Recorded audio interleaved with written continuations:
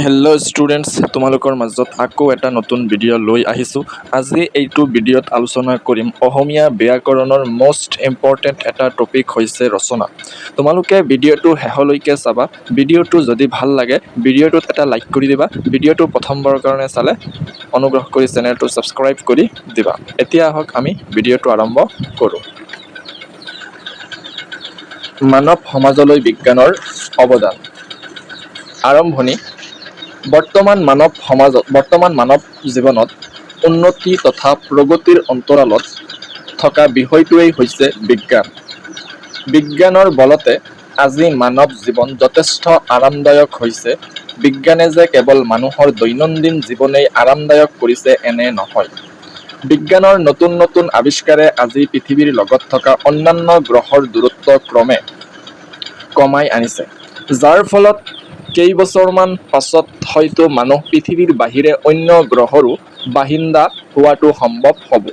চিকিৎসা, যোগাযোগ ইত্যাদিৰ ক্ষেত্ৰত বিজ্ঞানৰ অভূতপূৰ্ব সাফল্যই আজি মানৱ জীৱনক উন্নতিৰ চূড়ান্ত শিখৰত অৱতীৰ্ণ কৰাইছে।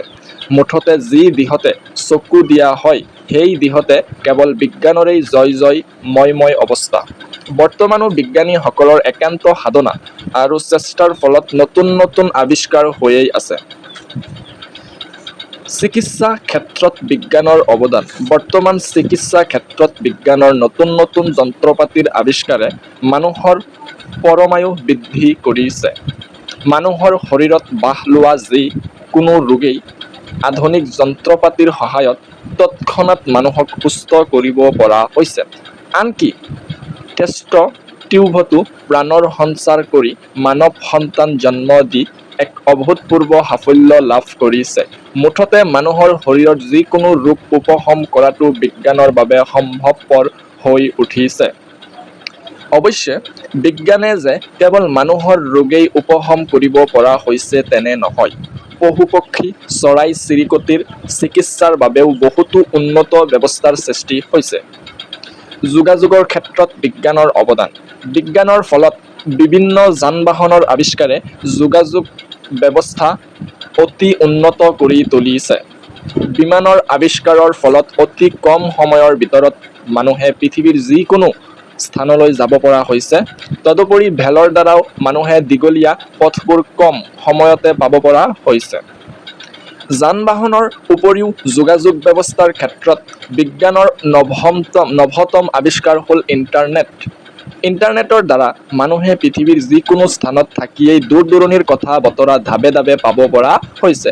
আকৌ মোবাইল আৰু টেলিফোনৰ আৱিষ্কাৰৰ দ্বাৰা মানুহে যথেষ্ট পৰিমাণে উপকৃত হৈছে। ইণ্টাৰনেটৰ দ্বাৰা মানুহে যিকোনো তথ্য পাব পাৰে। ইয়াৰ দ্বাৰা মানুহৰ শাৰীৰিক শ্ৰম কম হৈছে। বিভিন্ন যন্ত্ৰপাতিৰ আৱিষ্কাৰ।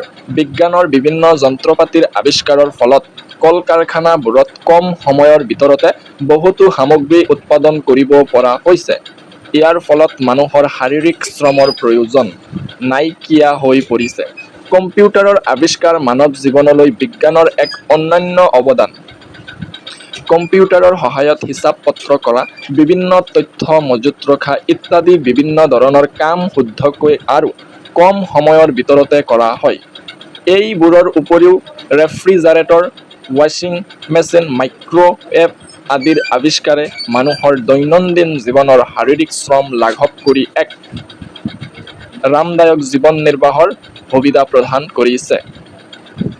কৃষি ক্ষেত্ৰত বিজ্ঞানৰ অৱদান। বৰ্তমান সময়ত মানুহে কৃষি কৰ্মৰ মাটি চহাই ল'বৰ বাবে ট্ৰেক্টৰ, পাৱাৰ টিলাৰ আদি ব্যৱহাৰ কৰি কম সময়ৰ ভিতৰতে বহুতো কাম কৰিব পৰা হৈছে। তদুপৰি পানী সিঁচা যন্ত্ৰ, মৰণা মৰা যন্ত্ৰ আদিৰ আৱিষ্কাৰে মানুহৰ শাৰীৰিক শ্ৰম বহু পৰিমাণে কমাই দিছে। আনহাতে শস্যৰ উৎপাদন বৃদ্ধিৰ বাবে বিভিন্ন কীটনাশক দ্ৰব্য, বিভিন্ন ধৰণৰ সাৰ আদি আৱিষ্কাৰ হৈছে। ফলত মানুহ এফালে আৰ্থিক দিশত লাভান্বিত হৈছে আৰু আনফালে মানুহৰ প্ৰয়োজনো পূৰণ হৈছে। সৰ্বোপৰি বৰ্তমান সময়ত মানুহে কৃষিকৰ্মৰ বাবে প্ৰকৃতিৰ ওপৰত নিৰ্ভৰ কৰিব নলগা হৈছে। বিজ্ঞানৰ অন্যান্য অৱদান। দৰাচলতে বিজ্ঞানৰ অৱদানৰ কথা কৈ শেষ কৰিব নোৱাৰি। বিদ্যুৎ শক্তি বিজ্ঞানৰ এক অভিনৱ আৱিষ্কাৰ, যাৰ সহায়ত বিজ্ঞানৰ দ্বাৰা সৃষ্টি বেছিভাগ যন্ত্ৰপাতি পৰিচালিত হয়। বিদ্যুৎ শক্তিৰ দ্বাৰাই মানুহে গৰমত ফেনৰ বতাহ লৈ ঠাণ্ডাত গৰমৰ আৰামেৰে কাম কৰাৰ সুবিধা লাভ কৰিছে। টেলিভিছনৰ দ্বাৰা মানুহে দূৰৰ ঘটনাৱলী নিজৰ ঘৰত বহি থাকিয়েই প্ৰত্যক্ষ কৰিব পাৰে। ইয়াৰ দ্বাৰা মানুহে বিভিন্ন দেশৰ খবৰ বাতৰি পোৱাৰ উপৰিও এই মনোৰঞ্জনৰ এক উৎকৃষ্ট মাধ্যম হৈ পৰিছে। আকৌ ৰেডিঅ' বা বাতৰি কাকতৰ জৰিয়তেও মানুহে সূৰ্য উদয় হোৱাৰ লগে লগে পৃথিৱীৰ চুকে কোণে সংঘটিত যিকোনো খবৰেই মুহূৰ্তৰ ভিতৰতে পাব পৰা হৈছে। কিন্তু মানুহে কেৱল বিভিন্ন দিশৰ খবৰ বাতৰি পায়েই তৃপ্ত হৈ থাকিব নোৱাৰে। সেয়ে মানুহৰ মনোজগতৰ তৃপ্তিৰ বাবে সৃষ্টি হৈছে গ্ৰামোফোন, টেপ ৰেকৰ্ডাৰ ইত্যাদি বিভিন্ন মাধ্যমৰ। অৱশ্যে ৰেডিঅ'ও মানুহৰ মনোৰঞ্জনৰ অন্য এক জনপ্ৰিয় মাধ্যম। সামৰণি। গতিকে দেখা যায় যে মানৱ সমাজলৈ বিজ্ঞানৰ অৱদান চাৰিওফালে বিস্তৃত হৈ আছে। বিজ্ঞানে মানৱ জীৱনক এক নতুন মাত্ৰা প্ৰদান কৰিছে। ৰাতিপুৱা উঠাৰে পৰা ৰাতি শোৱালৈকে আমি বিজ্ঞানৰ দ্বাৰা সৃষ্টি বস্তুৱেই ব্যৱহাৰ কৰোঁ। বিজ্ঞানৰ সৃষ্টিমূলক আৰু ধ্বংসমূলক দুয়োটা দিশ আছে। তথাপিও বিজ্ঞানৰ আমি সৃষ্টিমূলক দিশটোহে ব্যৱহাৰ কৰিব লাগে। বিজ্ঞান জড়িত হ'ব লাগিব মানৱৰ সৰ্বপ্ৰকাৰৰ মংগলৰ লগত। ছাত্ৰ ছাত্ৰীসকল, ভিডিঅ'টো ভাল লাগিলে এটা লাইক কৰি দিবা আৰু ভিডিঅ'টো প্ৰথমবাৰৰ কাৰণে চালে চেনেলটো ছাবস্ক্ৰাইব কৰি দিবা।